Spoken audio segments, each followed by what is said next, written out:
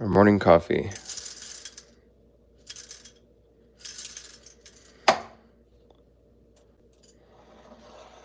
So this morning,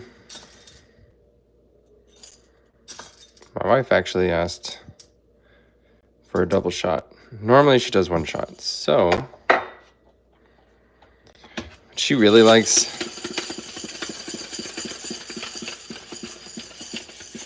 a much higher concentration of milk.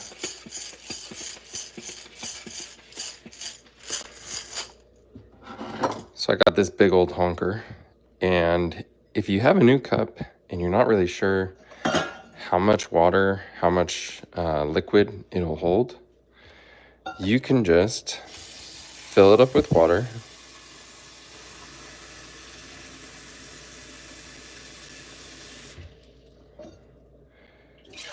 Pour it into your pitcher, and then you sort of know how much you need. Now, you have to remember that the coffee that's going to go in is going to be around 2 ounces, and the milk is going to stretch. So I'm thinking that I will steam 14 ounces of milk for her drink this morning.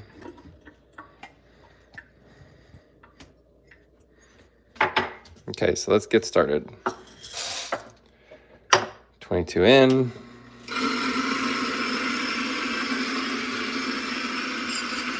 Do blind shaker.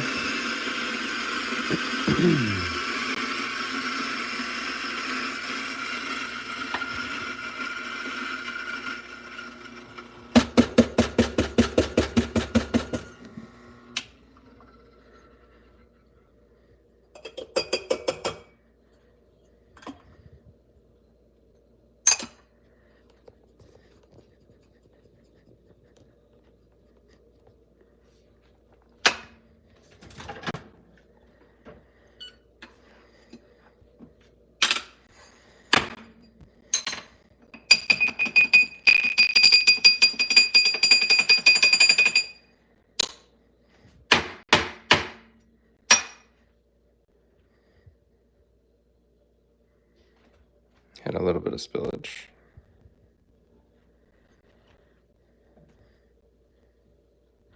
Close enough.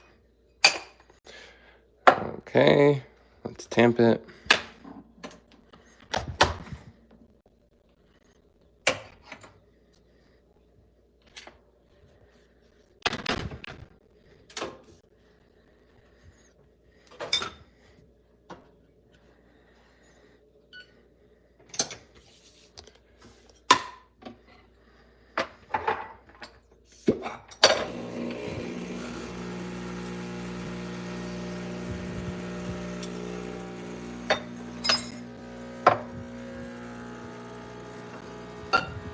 And let's get some milk.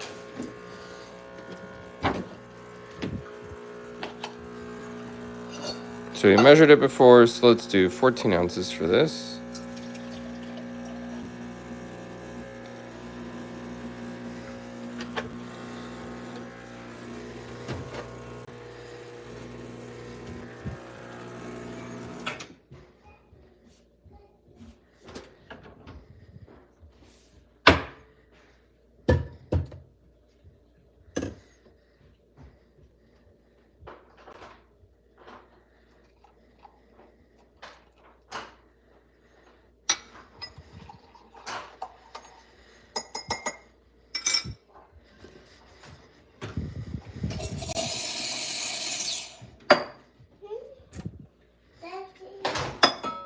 Yes, buddy?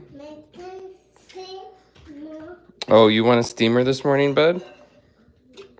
So this is a lot of milk for this pitcher, so it is going to have a little bit of hard time aerating. So normally I do much smaller amounts of milk, but we'll do our best with this and we'll see what sort of latte art we get out of it. Yes, buddy?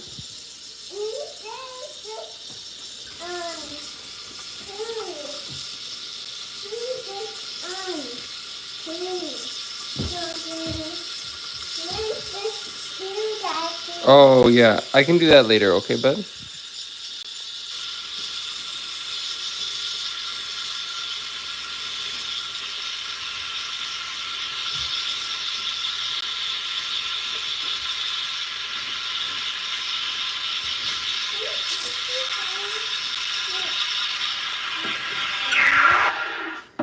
As you can see, like, we didn't really get like the vortex that we normally get. It's because I was steaming so much milk. So if I was going to steam that amount on a regular basis, it would probably be better to get a larger pitcher. And it is fairly foamy, so there is a trick where you can get it to incorporate by like pouring it back and forth into another pitcher. This can help incorporate some of the microfoam. So let's see how this latte turns out on this ginormous latte that my wife requested. Then after that, I'll make my cortado. Yeah, it's too thin. Womp womp. So if I was going to make that on a regular basis, I would just need to get a larger pitcher. Or one that had a little bit of an expansion. Even this, it has like that little bit of expansion at the bottom that allows for the swirling. So I would need something like that in order to steam that on a regular basis.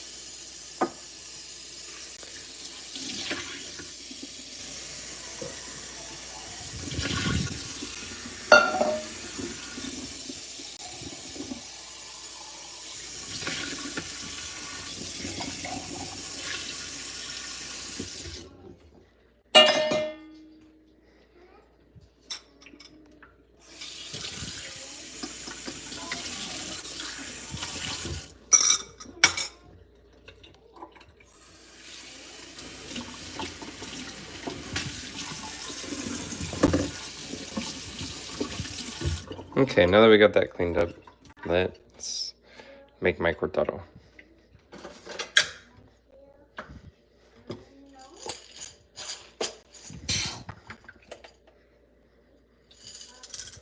Oops.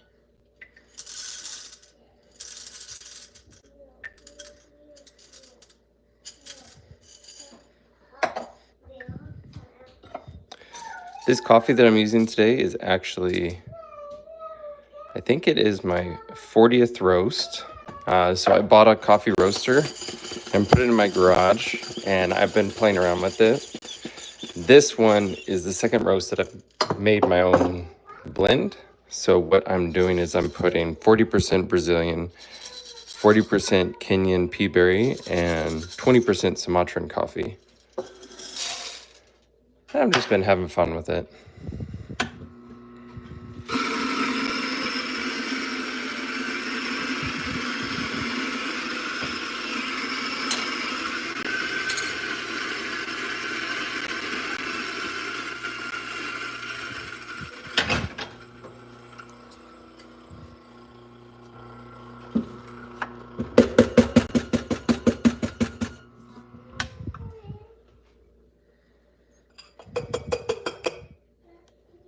Buddy, do you want a steamer? No, you don't want a steamer? Okay.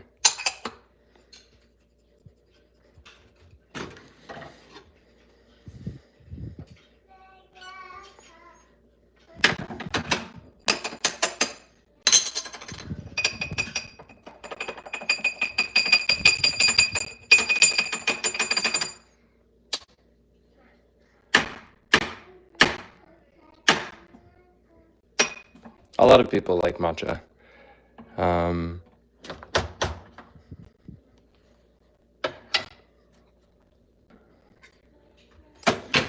still very much a coffee guy, but I've tried matcha, and it's good. It's just not my cup of tea.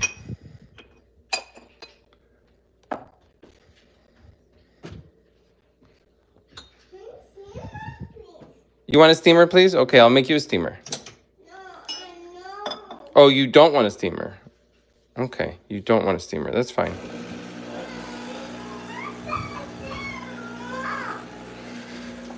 Are you confused?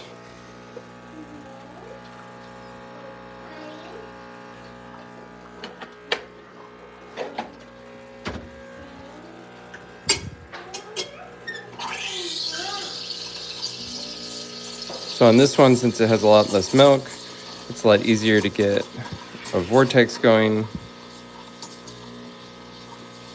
So this will create the microfoam that makes it capable of doing all your latte art until it's almost too hot to touch.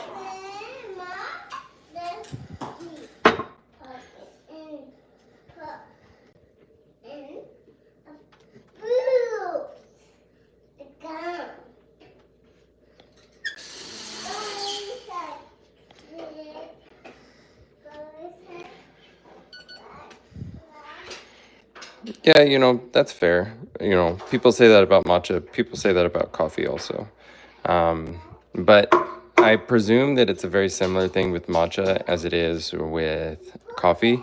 That the people that say, like, oh, it's just bitter and it just tastes nasty, some of that is just going to be due to the quality that they're used to. Like, yeah, like if you're drinking Folgers or you're drinking something that is just like not very good quality, yeah, it's just going to taste bitter and acidic. But if you go for higher quality coffee, and I would assume that it's very similar with matcha, if you go with higher quality matcha, that some of that bitterness and some of that acidity isn't as strong. So with that, I hope you guys enjoy your coffee or your matcha, whatever your drink of choice is, and have a great day. I'll see you later.